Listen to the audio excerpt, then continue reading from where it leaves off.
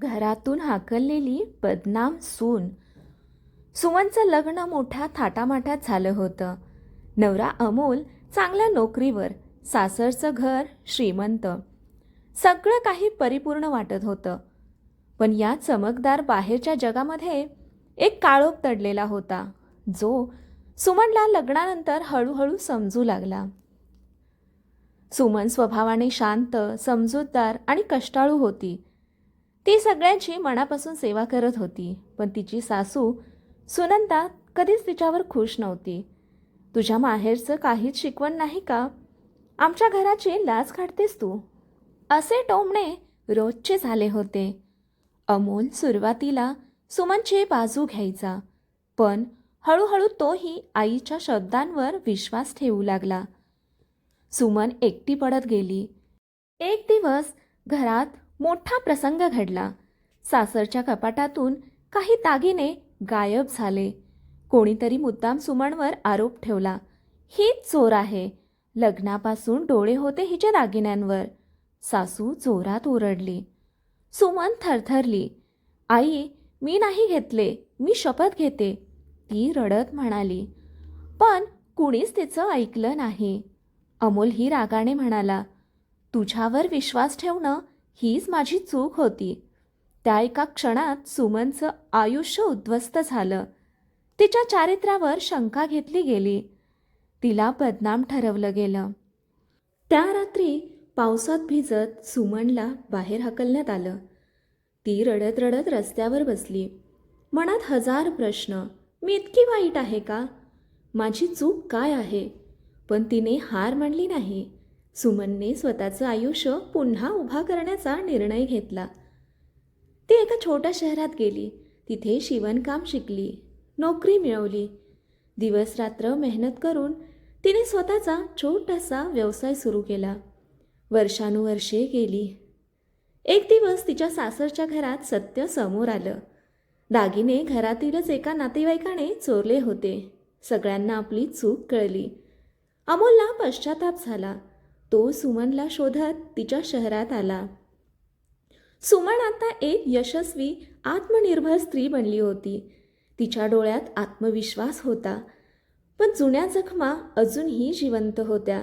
अमोल तिच्यासमोर उभा राहिला. सुमन, मला माफ कर, मी तुझ्यावर विश्वास ठेवला नाही. सुमन शांतपणे म्हणाली, माफी मागायला उशीर झाला. अमोल, त्या दिवशी फक्त घर नाही, माझं सगळं आयुष्य तुटलं होतं. अमोल निशब्द झाला. सुमन पुढे म्हणाली, मी आता कोणाची बदनाम सून नाही.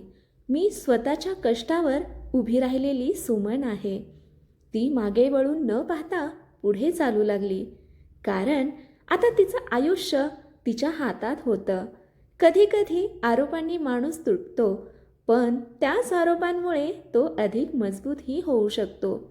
स्वतःवर विश्वास ठेवणं हेच खरं सामर्थ्य आहे. घरातून हाकललेली सुमन अमोल समोरून निघून गेली, पण तिच्या मनात वादळ उठलं होतं. इतक्या वर्षांनी भूतकाळ पुन्हा तिच्यासमोर उभा राहिला होता. त्या रात्री ती झोपलीच नाही. जुन्या आठवणी, अपमान, अश्रू सगळं पुन्हा जिवंत झालं होतं. पण यावेळेस ती कमकुवत नव्हती. दुसऱ्या दिवशी सुमन तिच्या कामात गुंतली. तिचा छोटासा व्यवसाय आता मोठ्या बुटीकमध्ये बदलला होता. अनेक महिलांना ती रोजगार देत होती. तिच्या चेहऱ्यावर आत्मविश्वास होता, पण मनाच्या कोपऱ्यात अजूनही वेदना होत्या. तेवढ्यात तिच्या दुकानात एक ओळखीचा चेहरा आला. ती होती तिची नणंद कविता. कविता डोळ्यात पाणी घेऊन सुमनसमोर उभी होती. वहिनी, मला माफ करा, आम्ही तुमच्यासोबत खूप चुकीचं केलं. सुमन काही क्षण शांत राहिली. आता या गोष्टींचा काही अर्थ उरला आहे का कविता? ती शांतपणे म्हणाली. कविता रडत म्हणाली, आई आजारी आहे. ती सतत तुमचं नाव घेत आहे. तिलाच तिची चूक कळली आहे. सुमनचं मन हललं. ज्यांनी तिला घराबाहेर काढलं तेच आज तिची वाट पाहत होते. काही क्षण विचार करून सुमन म्हणाली, मी येईन, पण फक्त एक माणूस म्हणून, कोणाची सून म्हणून नाही. सुमन अनेक वर्षांनी त्या घरात पाऊल ठेवत होती. तेच घर, तेच भिंती, पण सगळं काही बदललं होतं. सुनंदा म्हणजे तिची सासू बेडवर अशक्त अवस्थेत पडली होती. सुमनला पाहताच तिच्या डोळ्यात अश्रू आले.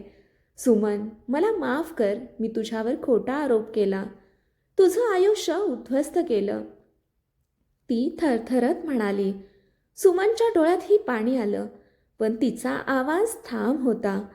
आई, त्या दिवशी तुम्ही मला फक्त घरातून नाही तर नात्यातूनही हाकललं होतं. घरात शांतता पसरली. अमोल बाजूला उभा होता, अपराधी नजरेने. सुमन, आपण पुन्हा एकत्र येऊ शकतो का? त्याने हळूच विचारलं. सुमन त्याच्याकडे पाहत म्हणाली, नातं फक्त नावाचं नसतं अमोल, त्यात विश्वास असावा लागतो, आणि तो तुम्ही त्या दिवशी तोडलात. काही दिवस सुमन तिथे राहिली, सासूची काळजी घेतली. ती सगळं करत होती, पण एक अंतर कायम होतं. सुनंदाची तब्येत थोडी सुधारली. एक दिवस तिने सुमनचा हात धरला. तू परत या घरची सून बनशील का? सुमन हलकेच हसली. मी परत येऊ शकते, पण आधीसारखी नाही. आता मी माझ्या अटींवर जगते. सुमन त्या घरात परत आली, पण यावेळी ती बदनाम सून नव्हती, तर आत्मविश्वासाने जगणारी स्त्री होती. तिने सगळ्यांना माफ केलं, पण स्वतःला कधीच विसरली नाही. सुमनचं नव्या आयुष्यातलं मोठं आव्हान काय असेल? अमोलचं खऱ्या अर्थाने बदलणं होतं का? आणि सुमनचा अंतिम निर्णय म्हणजे राहायचं की कायमचं पुढे जायचं? सुमन पुन्हा त्या घरात आली होती, पण यावेळी परिस्थिती वेगळी होती. ती आता कोणी दाबून ठेवलेली रडणारी सून नव्हती, तर स्वतःच्या कष्टाने उभी राहिलेली मजबूत स्त्री होती. घरातले वातावरणही बदललेलं होतं. सासू सुनंदा आता शांत झाली होती. ननंद कविता सुमनचा आदर करत होती, आणि अमोल, तो अजूनही सुमनचा विश्वास परत मिळवण्याचा प्रयत्न करत होता. एक दिवस अमोल सुमनजवळ आला. सुमन, मी खूप प्रयत्न करतोय, पण तू अजूनही माझ्यापासून दूर का आहेस? सुमन शांतपणे म्हणाली, कारण जखम खोल आहे अमोल, शब्दांनी नाही, वेळाने भरते. अमोलच्या डोळ्यात वेदना होत्या. मी काय करू सांग, मी सगळं ठीक करायला तयार आहे. सुमन काही क्षण विचारात पडली आणि म्हणाली, ठीक आहे, मग एक निर्णय घे. काय? अमोल उत्सुकतेने विचारलं. मी इथे राहणार नाही. अमोल दचकला. म्हणजे तू पुन्हा जाणार आहेस? हो, पण यावेळी कुणी मला हाकलणार नाही. मी स्वतःच्या निर्णयाने जात आहे. घरात खळबळ उडाली.